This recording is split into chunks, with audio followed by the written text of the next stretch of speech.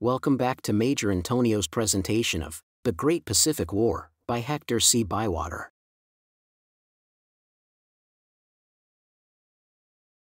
Chapter 9, June to July, 1931. The next Japanese move was decidedly sensational. On June 17th, or approximately 3 weeks after the discovery of the minefield referred to in the preceding chapter, a freight train heavily laden with stores for the fleet at San Diego was derailed 45 miles south of Santa Ana. While the ensuing confusion was at its height, shells began to explode amid the wreckage. These came from a Japanese ocean-going submarine, I-54, lying a mile offshore. After setting some of the cars on fire and causing numerous casualties, the vessel dived and was not seen again. It was then discovered that a considerable section of the line had been torn up. This outrage was at first attributed to enemy agents on shore, but it was later suggested, with a greater element of probability, that the submarine may have landed a party at night to damage the line, which at this point runs very near and in full view of the sea. Certainly the submarine must have been in communication with the land, since she was evidently waiting in a half-submerged condition for the train to pass. Destroyers sent to hunt for her could find no traces of her presence in the vicinity. As a matter of fact, she had proceeded further north to reappear that same evening off the coast near Los Angeles. A large Standard Oil tanker, the J.A. Moffett Jr., was torpedoed in Santa Monica Bay and had to be beached in a sinking condition, eventually becoming a total loss. Before the facts could be fully ascertained, the submarine had made a third raid, this time off the Golden Gate, where she succeeded in sinking 4 ships without interference. Exasperated by this further exhibition of audacity on the part of the enemy, the naval authorities ordered all available patrol vessels and aircraft to the scene of the latest attacks. But the Japanese commander had evidently calculated with accuracy the length of time in which he would be able to operate undisturbed, for the patrols found only the floating wreckage of his victims. No lives were lost, the crews of all ships intercepted being allowed time to take to their boats.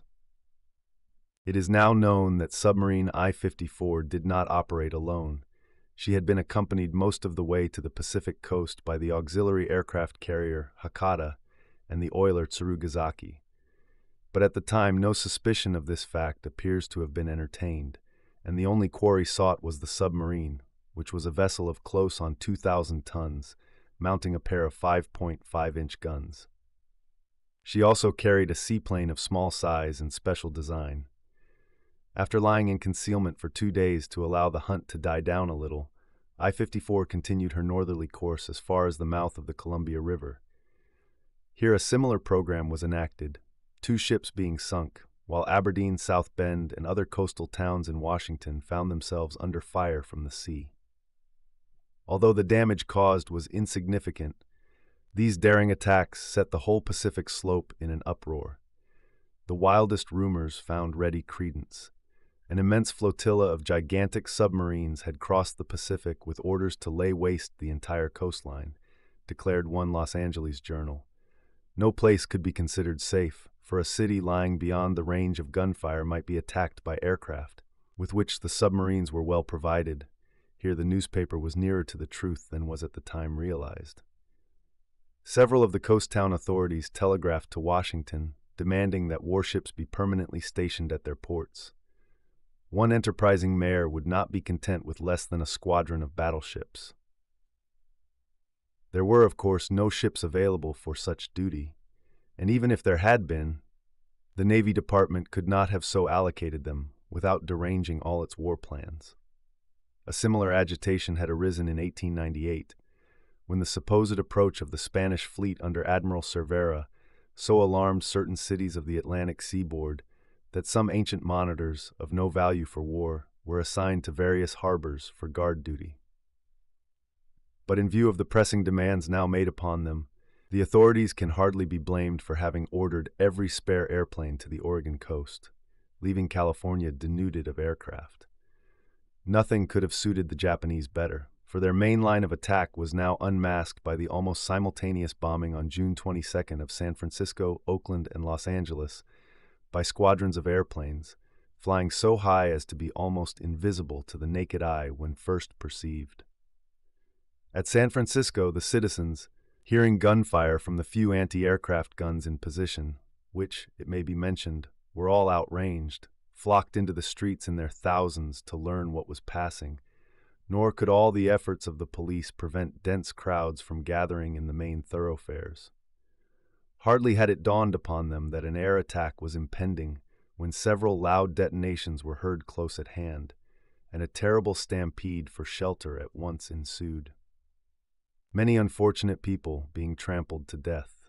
As bombs continued to fall and explode with devastating violence, it became painfully apparent that a serious attack was in progress, not merely a lone-hand raid by a small machine flown off from a submarine. In the absence of all local airplanes in Oregon and Washington, the enemy had everything in his favor and utilized the opportunity to distribute his entire load of bombs upon the unfortunate inhabitants of San Francisco and Oakland. The greater number of these missiles appear to have been filled with high explosive, and their effects upon life and property were most disastrous. Hospitals being filled to overflowing with victims who had been struck down by bomb fragments or falling masonry, or crushed beneath the feet of panic-stricken fugitives. Some of the bombs were undoubtedly incendiary, but at San Francisco, thanks to an efficient firefighting service, these proved comparatively ineffective, only one serious conflagration being caused. This was confined to the shipping quarter facing Goat Island, and was responsible for a vast amount of damage to warehouses and wharves. Altogether, the loss of life and property caused by this lightning raid on the San Francisco district was very severe. At Los Angeles, though only 9 airplanes were engaged as compared with 11 at San Francisco and Oakland, the damage was, if anything, more extensive, as many fires were started. These took long to subdue, several oil reservoirs being involved. The motion picture industry was seriously affected by the destruction of several important studios. Exaggerated estimates of the number of attacking aircraft were prevalent locally at the time, but it is now known that only 20 were engaged. The American planes which had been sent north in search of submarines were hastily recalled to California, only to find that no certain indication existed as to the quarter in which the raiding machines were to be sought, these having flown straight in from the sea and departed in the same direction. The fact that the submarine I-54 had retreated northward after her first appearance on the Californian coast caused many to urge that attention be concentrated in that area, on the theory that the attacking force might have been launched from some secret base in one of the numerous islands fringing the coast of British Columbia.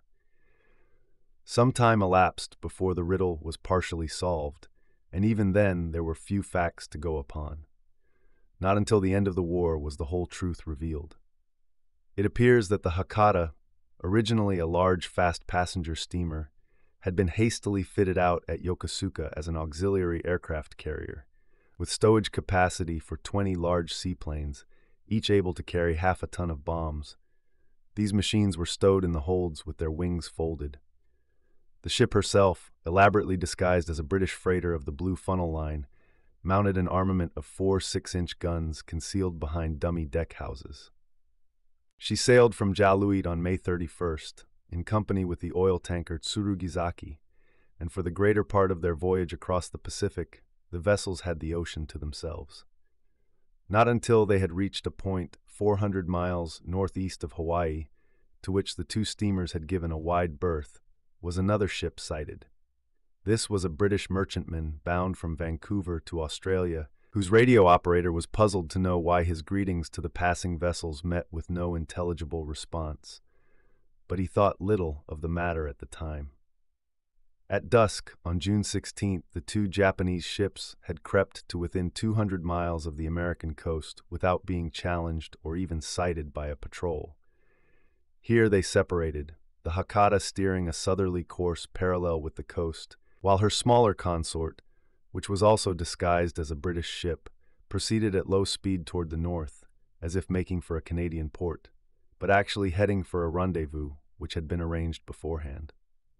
At midday on the 22nd, the Hakata was 20 miles to the southeast of Point Reyes, and therefore about 70 miles west of the Golden Gate. Here she was sighted by an American armed yacht on patrol duty, manned by naval reservists, but on hoisting the number of the British ship she was impersonating and giving her destination as Valparaiso, she was allowed to proceed. Had the yacht approached near enough for verbal conversation, the ruse might have been detected, in spite of the fact that the officers of the Hakata are said to have been selected for their knowledge of the English language. But in that case, the yacht herself would no doubt have been blown out of the water by the heavier armament of the disguised ship. As it was, the Hakata was able to pass on without arousing suspicion. An hour later, no sail being then in sight, she was hove to, while the airplanes were brought up from the holds, their wings assembled, and a supply of bombs placed in the traps. They were then lowered to the water, and with engines started up, flew off to carry death and destruction to the Californian cities. While they were away, the Hakata had to cruise in the vicinity with steam enough for full speed, awaiting the return of her flock. This was the most perilous phase of the whole adventure, for the alarm might be given at any moment, and all patrol craft within call would then be on the alert. However, nothing occurred until a call was received by radiophone from one of the returning airplanes, asking for the position of the ship. Just after this, 4 other machines were sighted, and 20 minutes later, all but one of the planes had been accounted for. Eventually, 18 were picked up and hoisted inboard. Of the remaining 2, one was wrecked by a faulty landing on the water, and the other failed to return, though the ship remained in the neighborhood for another hour at imminent peril to herself. Owing probably to engine trouble, this machine must have come down in the sea, as its wreck was driven ashore near Santa Barbara some days later. Hope of its return having been abandoned, the Hakata set off at high speed for the rendezvous with her consort. Some time after darkness had set in, the beam of a searchlight was concentrated on her from a ship about a mile distant, and several shots were fired. She held on her course without attempting to return the fire, the target being practically invisible. Her opponent was the U.S. Coast Guard cruising cutter Haida, a vessel of 1,780 tons displacement and 16 knots maximum speed, armed with 2 5-inch guns. She was normally stationed at Port Townsend Wash, but had been attached to the naval service in view of the urgent demand for patrol craft of every description. Contact with the Hakata was soon lost, and it remained doubtful whether her refusal to stop when fired on was any positive proof of her being an enemy, until a Japanese official announcement revealed the facts. All that the naval authorities could do was to broadcast a general warning for a sharp lookout to be kept for a suspicious vessel, of which only a very general description could be furnished by the Haida's people. The obsolete cruiser Charlotte, which, as already mentioned, was employed on escort work between San Francisco and Honolulu, and was then within 500 miles of Hawaii, was the only ship in a position to take advantage of the news. Having obtained permission by radio to allow her convoy to proceed on its voyage without her, she stood off to the northwest at her best speed. Originally 22 knots, this had decreased, owing to the age of her boilers and long disuse, to a doubtful 19 knots, which she maintained with difficulty for nearly 12 hours, when speed had to be reduced.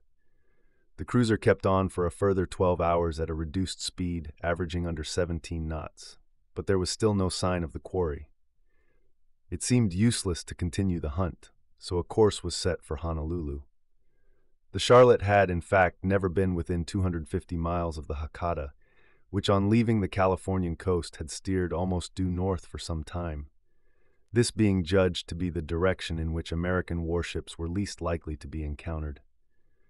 Contact with the Tsurugizaki was made on the 24th, and on the following day, the weather being propitious, the Hakata's bunkers were replenished with oil from the tanker.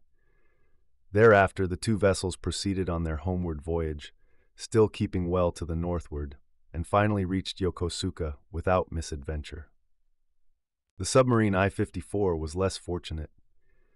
After her raid upon Oregon shipping, she continued her voyage northward, and broke surface again in sight of several steamers off Cape Flattery on June 23rd, the day after the air raids upon San Francisco and Los Angeles, no doubt with the object of diverting attention from the retreating aircraft carrier.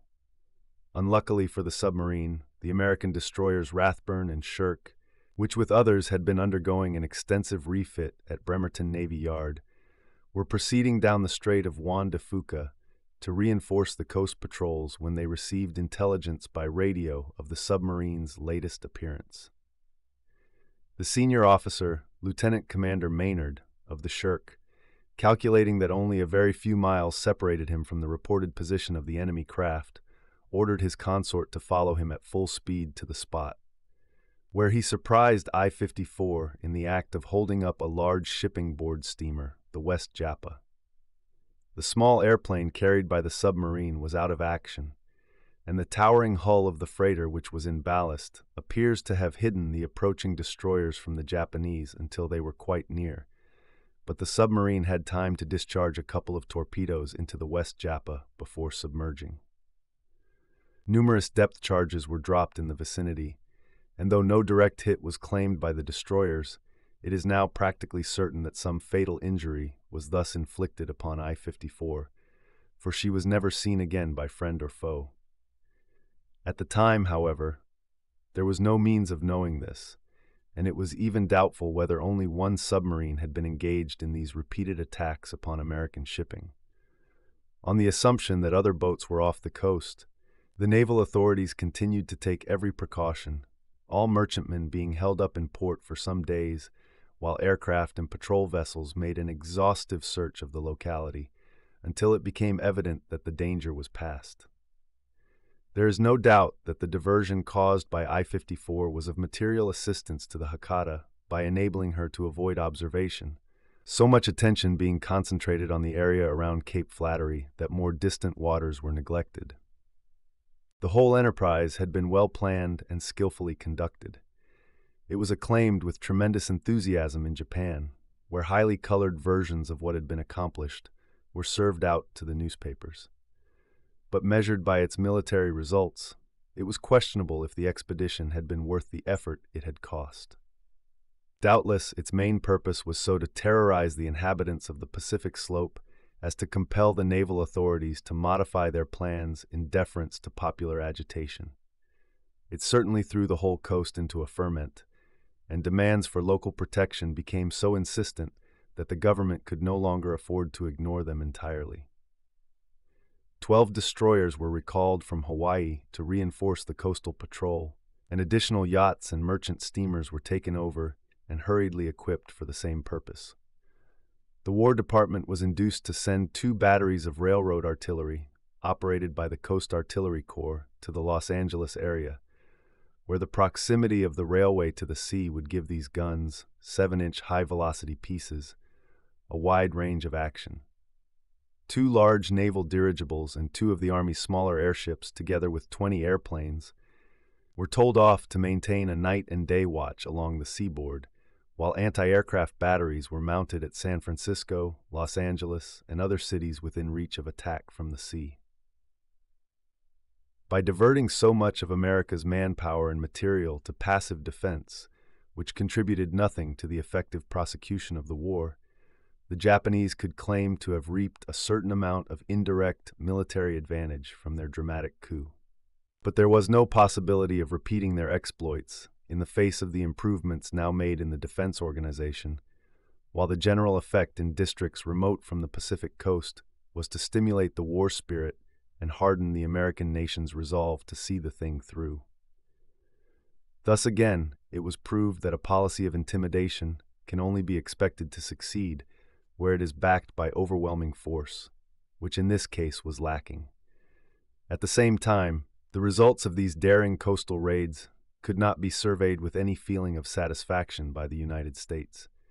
The enemy had impudently invaded American territorial waters, holding up the traffic of the principal Pacific ports and heavily bombarding California's biggest cities, and yet by adroit tactics had contrived to withdraw his forces almost intact.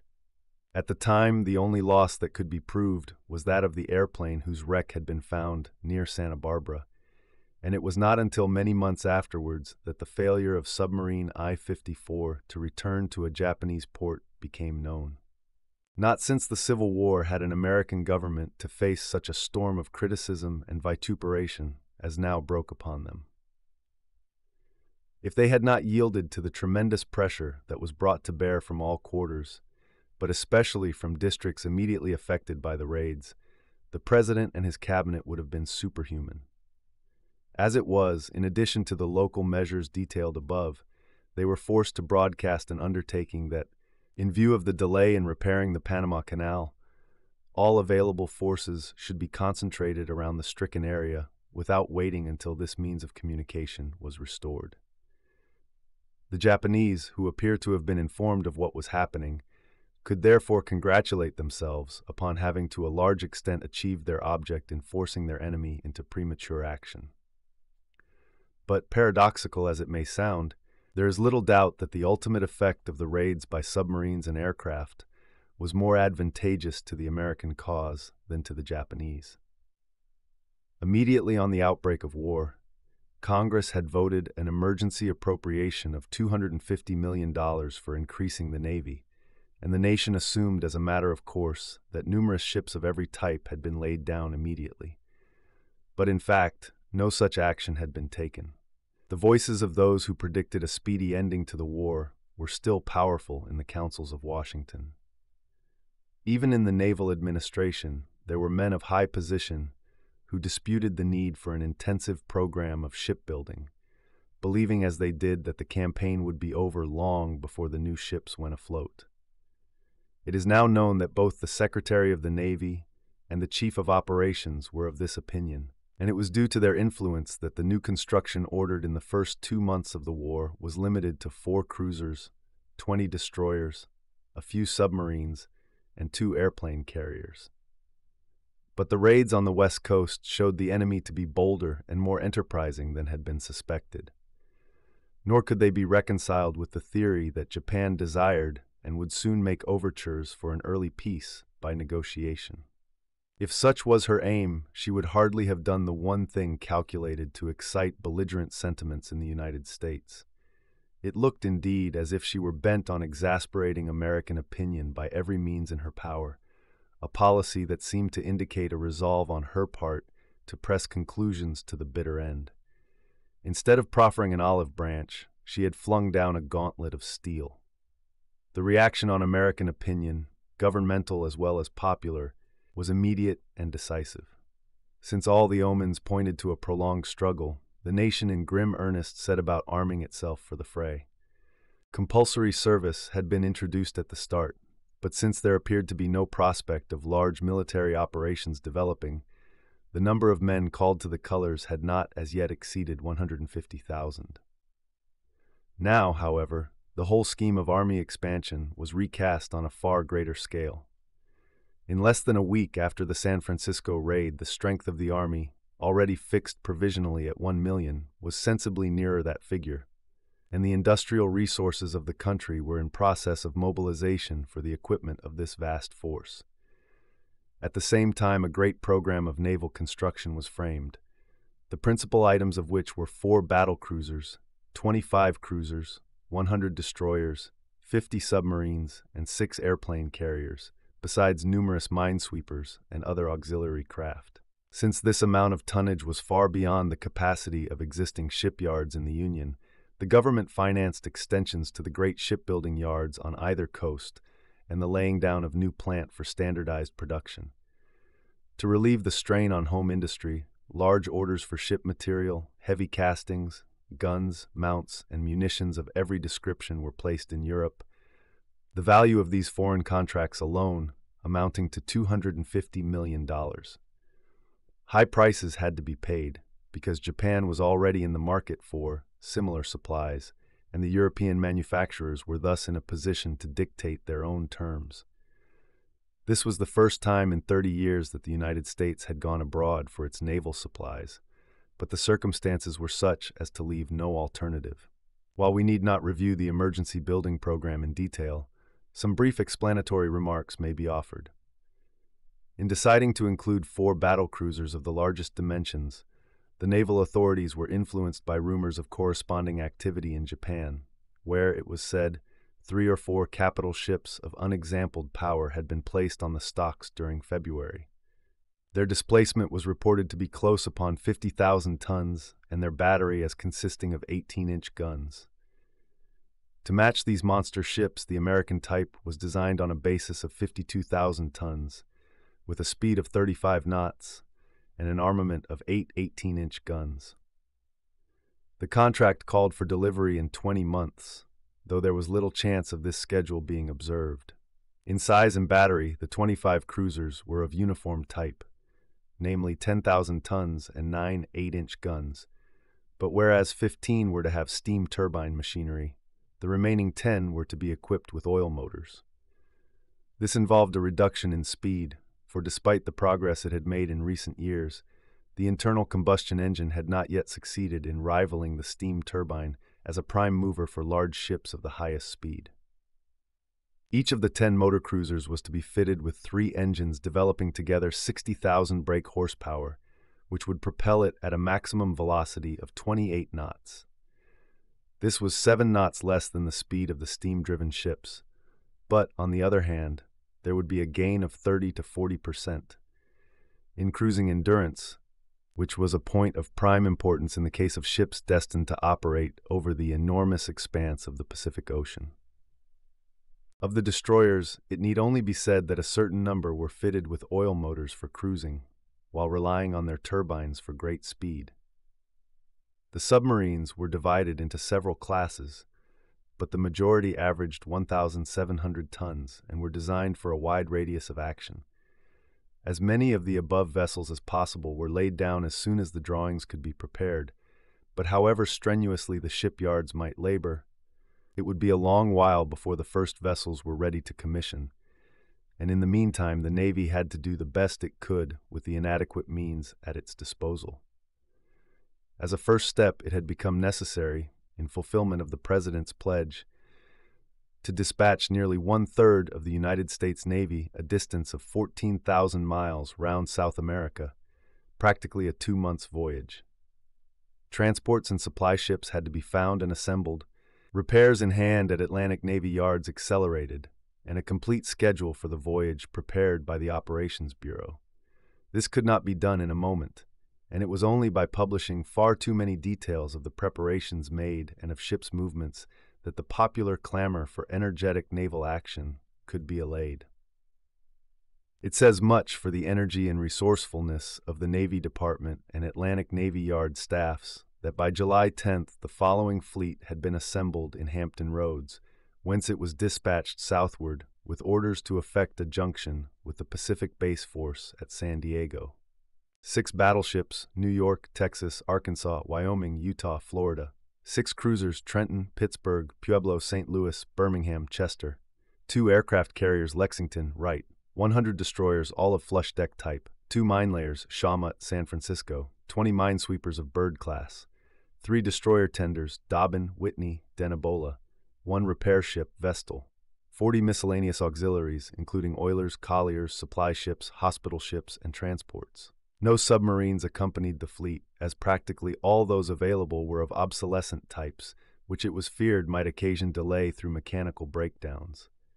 It will be noted that there was a distinct shortage of long-range scouting vessels, the only fast modern cruiser being the Trenton, which served as flagship of the destroyer flotilla. The whole force was under the command of Admiral E.C. Templeton, whose flag was flown in the Texas.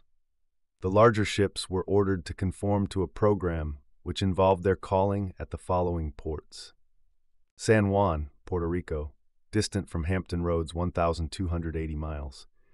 Pernambuco, Brazil, a further distance of 2,500 miles. Montevideo, Uruguay, a further distance of 2,100 miles. Punta Arenas, Chile, a further distance of 1,410 miles. Valparaiso, Chile, a further distance of 1,274 miles. Panama, a further distance of 2,800 miles. The total distance, including the run to San Diego, was practically 14,000 miles. Some of the smaller vessels, with lower fuel capacity, called also at other ports, such as Port of Spain, Trinidad, Para and Rio de Janeiro in Brazil, and Callao, Peru. On the whole, the progress of the fleet down the east coast of South America was uneventful, though, owing to so many of the ships having been hastily commissioned after long periods of lying up, various machinery and other defects were encountered, which in some cases involved putting into the nearest port and following the fleet independently after the necessary repairs had been effected. Advantage was taken during the voyage to exercise the fleet in tactical evolutions, while continuous training of the crews, who included an unusually large proportion of green recruits, was carried on. This concludes today's reading of The Great Pacific War by Hector Bywater, presented by Major Intonio. Join us also tomorrow for the next chapter, or download the complete audiobook from our webshop at www.payhip.com/Antonio. Thank you for listening, and so long.